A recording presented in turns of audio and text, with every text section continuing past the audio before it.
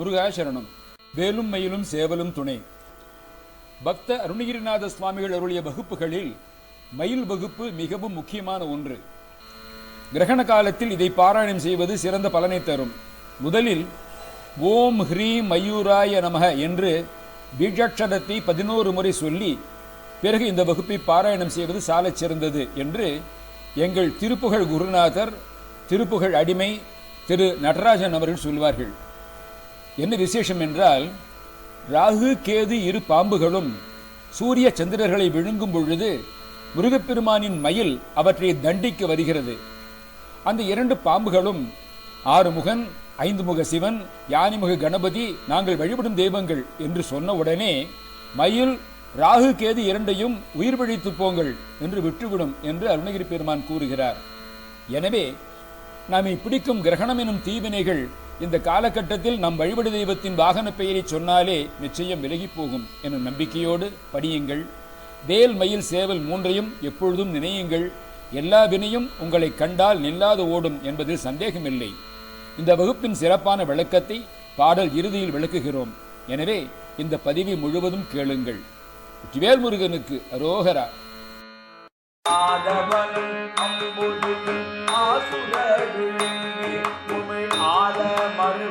பணி இரண்டும் அழுதே ஆதவனும் அம்புலி ஆசுரர் விழுங்கி உமிழ் ஆல மருவும் பணி இரண்டும் அழுதே 6 முகன் 5 முகன் ஆனை முகன் கடவுளாம் என ஒழிந்தகல வென்று விழுமே.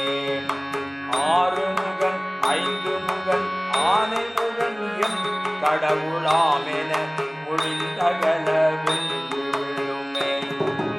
ஆகலி கடைந்து அமுது வானவர் அறிந்த அருள் ஆதி பகவன் துயில் அனந்தன் மணி சேர்.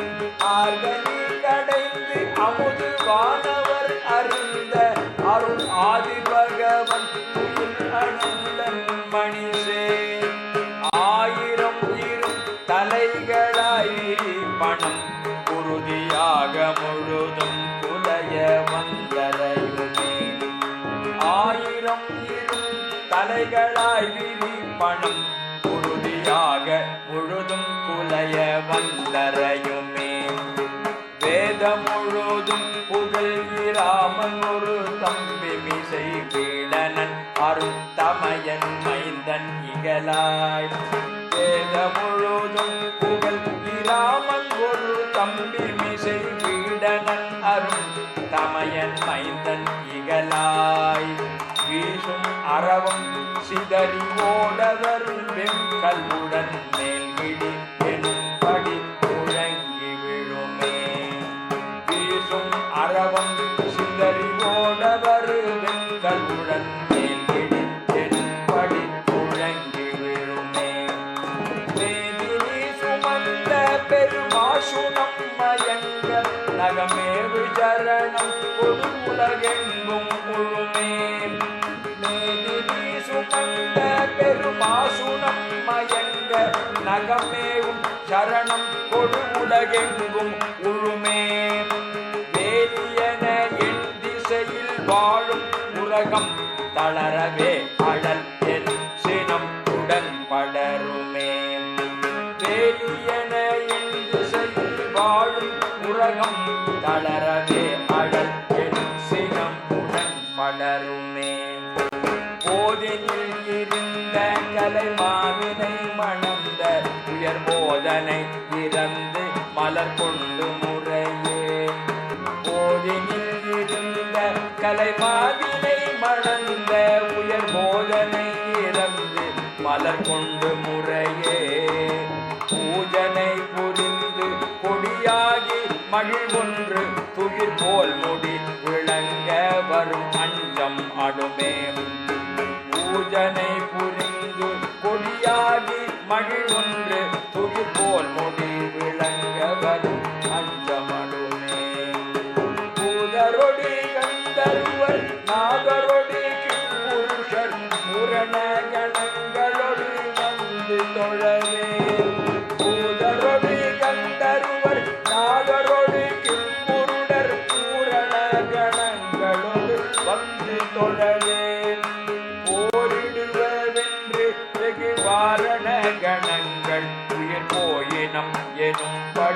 எதிர்ந்து விழுமே.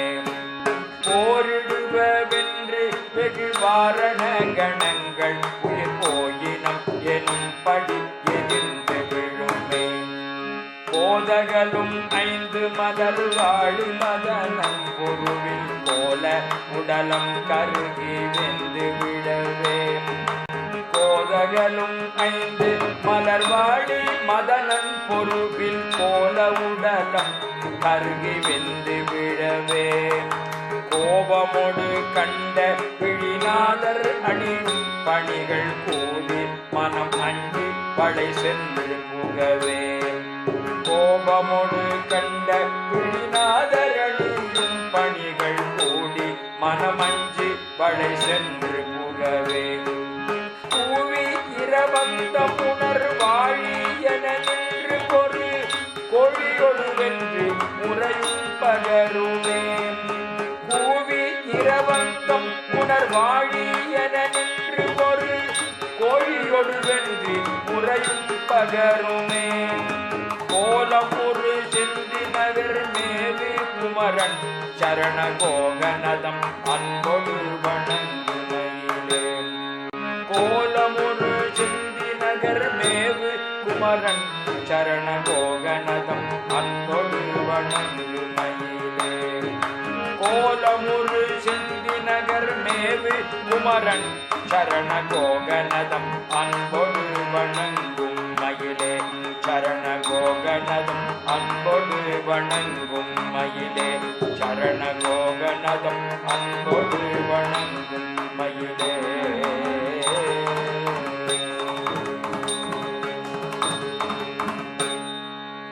மயில் வகுப்பு பிரியமுருகோனுக்கு அரகரோகரம். நீல கலாபமேறும் ராவுத்தனுக்கு அரகரோகரம். மயில் வகுப்பை 9 வரிகளாக பிரிக்கலாம். 9வது வரி கோலமுறு செந்திநகர் மேவு குமரன் சரண கோகனதம் அன்போடு வணங்குமயிலே என்று முடிகிறது. அந்த மயில் மற்ற 8 வரிகளிலும் என்ன செய்கிறது என்பதை குறிப்பிடுகிறார். துஷ்ட நிகிரகம் சிஷ்ட பரிபாலனம் என்கின்ற முறையிலே அந்த மயில் என்ன செய்கிறது என்பதை பார்ப்போம். முதல் வரியிலே ஆதவனும் அம்புதும் ஆசுரவிழுங்கி உமிழ் ஆத மருவும் பணி இரண்டும் அழுதே. 6 முகன் 5 முகன் ஆனை முகன் எம் கடவுளாமென ஒளிந்தகல வென்று விழுமே. ராகு கேது என்று சொல்லக்கூடிய 2 பாம்புகளை அடக்குவதை பற்றி குறிப்பிடுகிறார். விமல காசிபர் மகன் விப்ரசித்தி. அவன் சிமிக்கை என்பவளை மணந்து ராகு கேது என்னும் இருவரை பெறுகிறாள். திருமால் மோகினி உருவம் கொண்டு அமரர்களுக்கு அமுது பகிர்ந்தளித்த காலத்தில் ராகு தேவ உருவம் கொண்டு சூரியனுக்கும் சந்திரனுக்கும் இடையே அமர்ந்து புத்தமிர்தத்தை வாங்கி புசிக்கிறான். மேலோர் உண்பதற்கு முன்பாக உண்ணலும் உண்பதற்கு முன் கொள்ள வேண்டிய அனுஷ்டானங்களையும் அவன் செய்யவில்லை. அசுர சாயலை உடைய ராகுவை சந்திரசூரியர் கண்டுகொண்டார்கள். திருமாலுக்கு சமிக்ஞையால் உணர்த்தினார்கள். உடனே திருமால் சட்டுவத்தால் அடித்து ராகுவின் தலையை நிலத்தில் தள்ளினார்.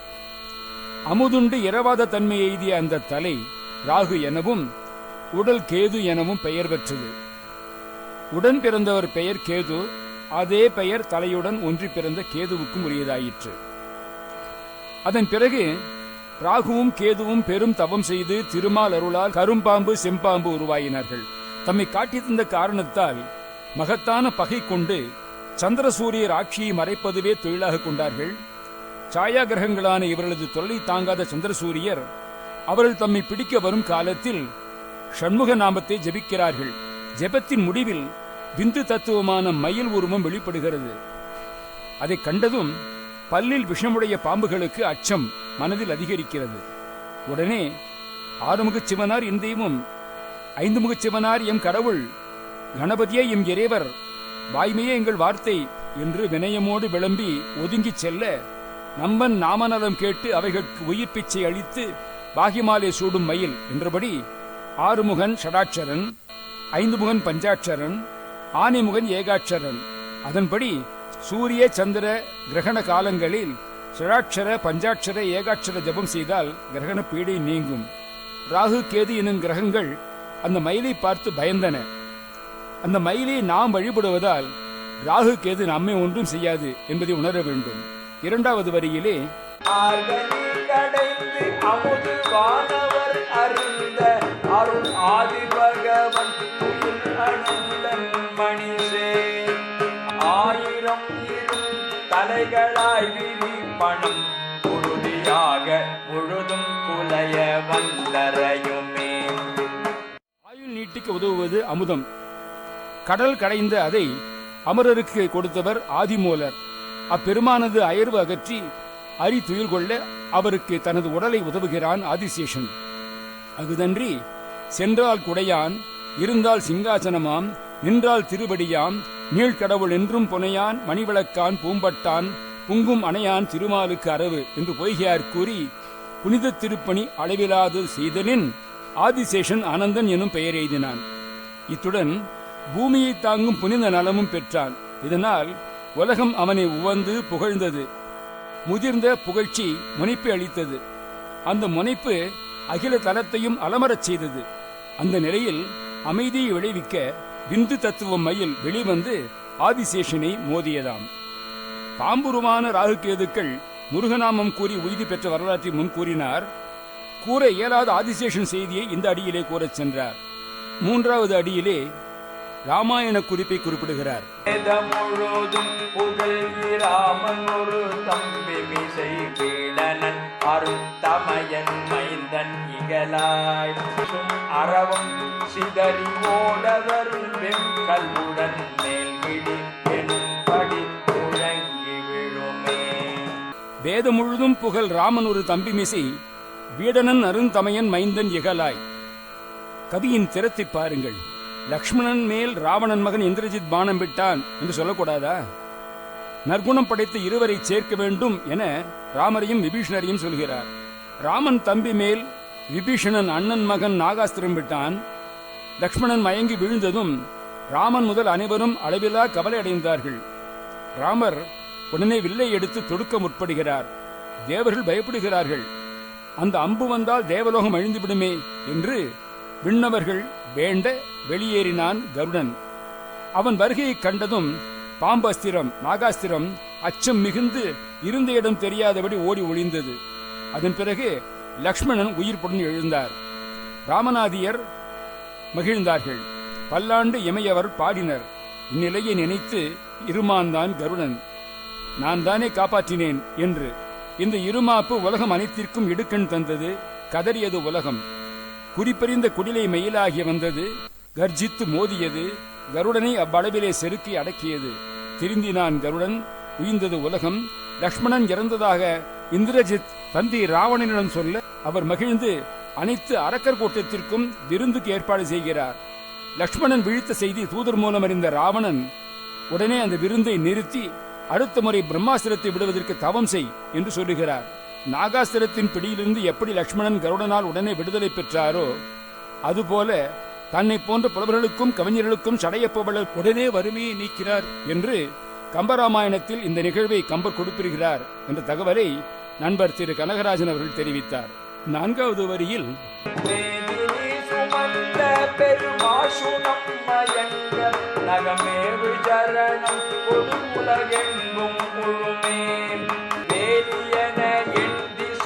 வாழும் உலகம் தளரவே அழல் சினம் உடன் படருமே.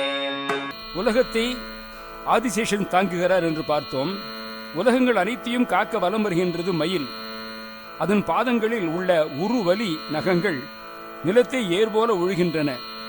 அந்த அதிர்ச்சியால் ஆதிசேஷனின் தலைகள் அதிர்கின்றன என்றும் உயிர்கள் நிலத்தில் வித்திட்டு விளைவு மிக வழி செய்கின்றது என்றபடி மதுகைடவருடைய மேதஸ் என்னும் கொழுமை நிறைந்த நிலம் எனும் பொருட்டு சிவஞான புண்டரிகம் எனும் திருப்புகழிலே அழகா நகம் பொலியும் மயிலா என்பதை நகமேவு சரணம் கொடு உலகெங்கும் உழுமே என்கின்றார் இந்த வகுப்பிலே. ஐந்தாவது வரியிலே மணந்த உயர் போதனை இறந்து மலர் கொண்டு முறையே பூஜனை புரி மணியாகி மகிழ்வொன்று துகிர் போல் முடி விளங்க வரும் அஞ்சம் அடுமே. உலகத்திற்கு எட்ட வேலி போல என் திசையிலும் வாழ்கின்ற 8 நாகங்களும் உடலும் உள்ளமும் பெரும் தளர்ச்சி அடையுமாறு என் திசைகளை வரையறுத்தோம், யாம் தாங்குகின்றோம், யாம் இலரில் உலகம் நிலை கொலையும் என்ற அந்த பாம்புகளின் செருக்கை மயில் அடக்கியது என்ற செய்தியை கூறுகிறார்.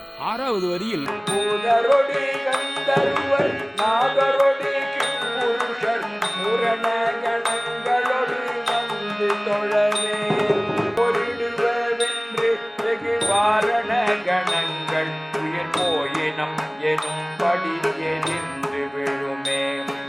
வாழவல்ல கந்தர்வர்கள் இசை வழிபாட்டில் பூதகணத்தவர்கள் கலந்து கொள்வார்கள்.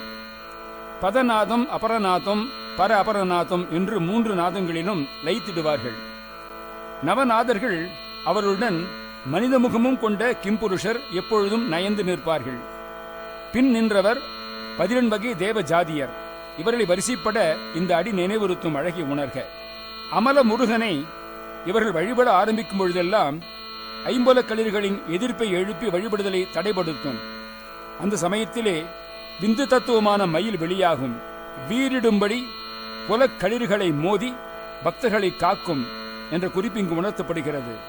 தொண்டர் 5 களிரும் மடக்கி சுரும்பார் மலரிண்டை கட்டி வழிபாடு செய்யும் விதம் என்பதால் சம்பந்தர் தேவாரம் நினைவுக்கு இங்கே வருகிறது. 8வது வரியிலே போதகலும் 5 மலர் வாழி மதனம் பொருவில் போல உடலம் கருகி வெந்து விடவே கோபமோடு கண்ட விழிநாதர் அணியும் பணிகள் கூடி மனம் அஞ்சி படை சென்று புகவே பூவி இரவந்த புனர் வாழி என நின்று பொரு கொழியொடு வென்று முறையும் பகருமே. குற்றமகன்ற மன்மதனது நிகரற்ற அழகிய உடல் வெந்து போகும் வண்ணம் உக்ர நோக்கம் செய்த அருள் நாதவடிவரான சிவபெருமான் அணிந்துள்ள ஆபரணங்களாகிய பாம்புகள் ஒருங்கு சேர்ந்து உள்ளம் பயந்து வலையிலே ஓடி ஒளியும்படி கொக்கரக்கோ என்னும் பெரும் குரல் எழுப்பி கூவி இரவின் முடிவை உணர்த்தி உயிர்கள் அதனால் வாழ்க என கூறி நிமிர்ந்து நின்று அறியாமையை மோதும் சேவலுடன் தனது வெற்றி முறைகளை விரிவாக எடுத்துச் சொல்லுமாம் மயில். என்னுடைய தந்தையார் விகடத்தில் சொல்லுவார், கொக்கு அற கோகோ என்று சேவல் கூவுகிறது. கொக்கு அற மாமரமாக நின்ற சூரனை சம்ஹாரம் செய்த கோ கோ அரசனே அரசனே என்று காலையிலே கோழியானது முருகப்பெருமானை கூப்பிடுகிறது. அதே போல மயில் அகவும் பொழுது கவனிப்பீர்களானால் குஹா குஹா குஹா என்ற மாதிரிதான் இருக்கும். ஆக அதுவும் முருகன் நாமத்தை தான் குஹா குஹா என்று கூப்பிடுகிறது.